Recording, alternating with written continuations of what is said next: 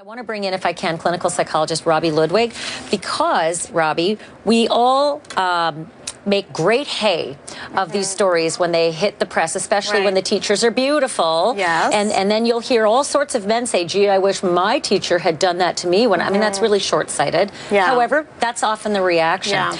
In this particular case, it's a little different. He's 18, she's 22. Had there not been a school involved, there'd be no problem at all. Do you think that this is it time to revisit these laws? No. Why not? Tell me. Because she was still his teacher. They were in a scholastic community. She had a responsibility to maintain those boundaries. Now, having said that, do I think it's criminal? You know, that's for the law to decide. I think that's where I ask you. So how about fire her, right, but don't make her a sexual offender? Okay, I agree with that, because I think it's more in the line of romantic poor judgment.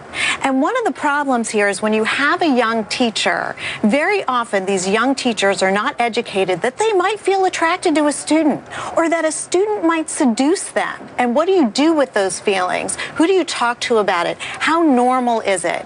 And so that's why these situations are happening over and over and over again, because some of these teachers are naive, they're not trained, so they easily get seduced in a way that, let's say, a more trained professional might not. That's a great point. Would a 22-year-old say, well, I'm really in love, how can this be a crime? You could see how somebody young would justify their behavior and their choices. And even if there is a code of conduct, that's very different than giving supervision and training, saying, we know this might happen, and you are not a bad person if this happens, but you will lose your job and perhaps your career if you act on it. And one has to really wonder if the relationship between that stolen baby who's now a grown-up and the woman accused of stealing her may just be playing a part in this case. Robi, I want to go to you about that, because this is just one for the heartstrings on so many levels.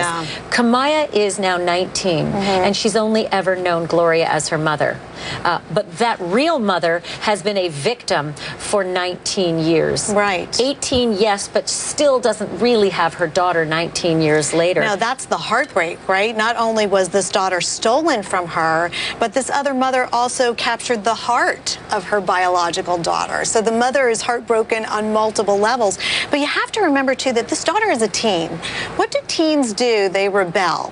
So at a time when this teen should be rebelling against her mother, her, I guess, fake mother, the opposite is happening, because she's getting pressure to not like the fake mother, hate the fake mother, love your real mother, and she's saying, I'm not going to do that. I'm going to love my fake mother as much as I want to. What you're saying is, I think, spot on, because the word that we're getting, reports are that Kamiyah, you know, she knows herself as Alexis. She was born Kamiyah Mobley, but she's been named all these 19 years Alexis Manigo.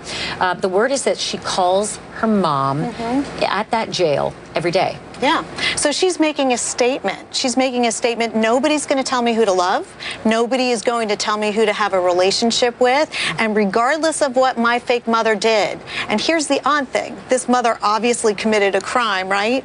But what if she was emotionally the right match for her daughter? What if emotionally she really was the right mother for her daughter, and that's why the daughter loves her so much? It's an odd thing to think about. Well, she can't possibly know, because she didn't get to sample Shannara Mobley, her real mom. And by the way, to that end, I want to actually just play for you a moment where Kamiyah Mobley talks about how much she loves her, how much she loves her fake mom, Gloria Williams. I interviewed her on this program a year ago, and I guess I didn't expect to hear differently, but to hear her say how much she loves this woman who is alleged to have committed such a horrific crime that she herself is victimized by, although we don't know how much yet that she understands. But this is what Kamiyah Mobley told me a year ago. I just want to tell my mother what she knows this. I'm pretty sure she knows this. I love her to death. Keep your head up, and I love you. Hang in there. So, Robi, the question I have is that if Shannara, who is ultimately the worst victim in this case, the real mother who had her baby stolen at 8 hours, she wants justice. Yes. She may want vengeance. I don't know. But if it were me, I'd want justice. I'd want vengeance. I'd want the book thrown at this woman who stole the heart and the baby away from me. But then there's this twist, because if Shannara is the star witness in this case, against her own daughter's love of her life. She's pushing that daughter away by testifying and going for the jugular, wouldn't she? Well, listen, I would recommend that the birth mother consult with a psychologist on how to handle it.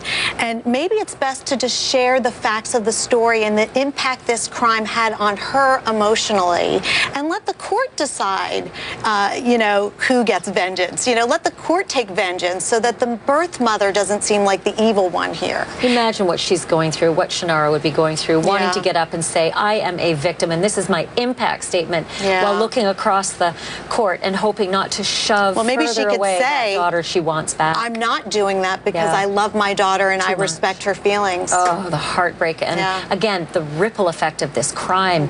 It was not just a stolen baby, it was stolen lives and stolen families. Robi, thank you.